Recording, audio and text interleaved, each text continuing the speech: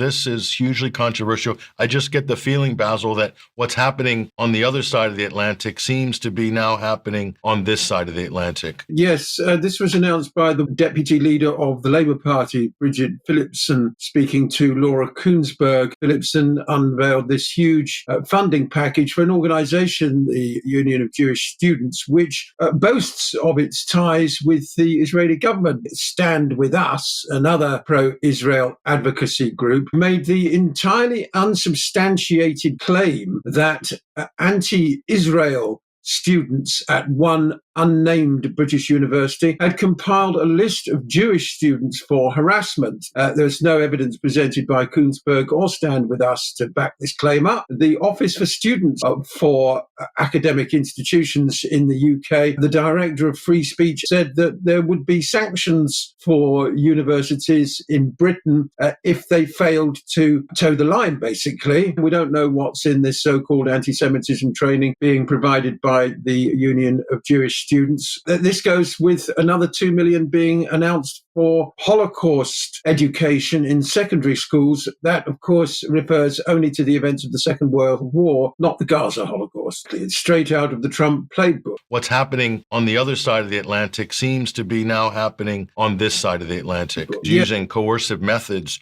to intimidate higher education institutions in order to clamp down on student protests, to clamp down on free speech, or what they call anti-Semitism on campuses, i.e. protesting a genocide. Do you see the same kind of coercive measures coming into play here? British government, establishment, media, and the rest are determined to keep reinforcing the entirely mendacious narrative that anti-Zionism is anti-Semitism. If you can claim that anti-Zionism is anti-Semitism, then of course you can clamp down on all sorts of things. And that's why it's so important that David Miller wins against the appeal, and that anti-Zionism becomes enshrined in UK law by precedent as a belief worthy of respect in a democratic society, because there's no doubt Israel's been badly rattled by the numbers of people showing solidarity for the